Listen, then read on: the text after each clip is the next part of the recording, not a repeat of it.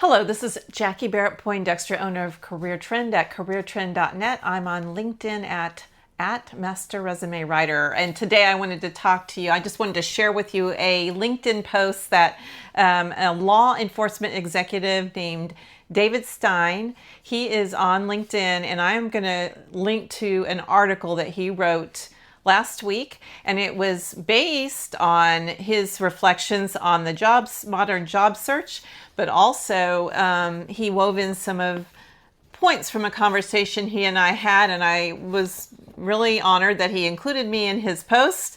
So I'm just going to kind of read through. He introduced it by saying, this is a reflection on modern job searching, resume culture, and how algorithm-driven hiring is pushing us to lose sight of authenticity and the human side of our careers. And I 100% agree. So I'm just going to read some highlights of it, and you can read the whole post or the whole article on LinkedIn, which I'm linking below in the description of this video.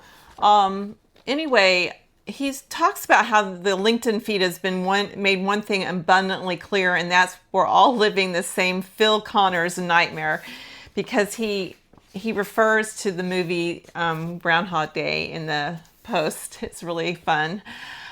He said, waking up every single day only to see the same job postings being advertised, the ones we've already applied for, being instantly rejected from, and then watched get reposted without any concessions, and about how, according to LinkedIn, 100 people have already applied by the time you decide to throw your resume into the ring. Yep. Somehow no one ends up being the right fit. Anyway, so he goes on to say, while you're reading this, I'm certain you're thinking the overarching theme is probably something along the lines of AI is gatekeeping, or if a real person saw my resume, I'd at least have a puncher's chance. Well, it is and it isn't. While I think it can be therapeutic and cathartic, David says, it ultimately feeds a negative hive mind. I agree with that as well. We can't just get caught up in the negativity. We have to find out solutions. So he goes on to say, you're not your resume, and that's the frustrating part.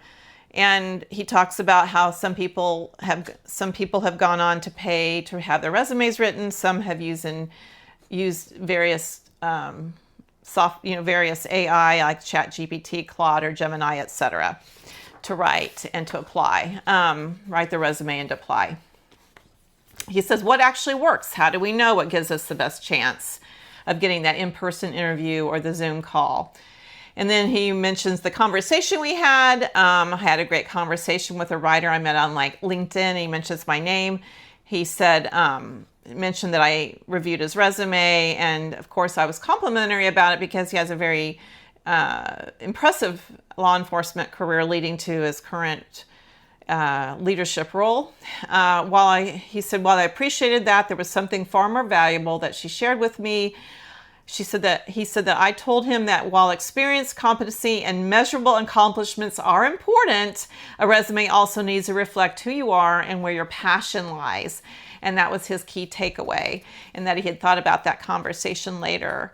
And then he goes on to conclude what that further made him kind of reflect on about life and death and what's in between the two dates on your tombstone. So there's more to say about his article, but I just kind of want to introduce it, give you some highlights of it, and encourage you to read it. Again, I've linked it below, and because it's just really important, and it's ultimately encouraging, and also talks about the frustrations, complexity, and how we can aspire to overcome those mentally and through action. Again, it's Jackie Barrett-Poindexter. I'm owner of Career Trend at careertrend.net, and you can find me on LinkedIn at Master Resume Writer. Thank you. Bye.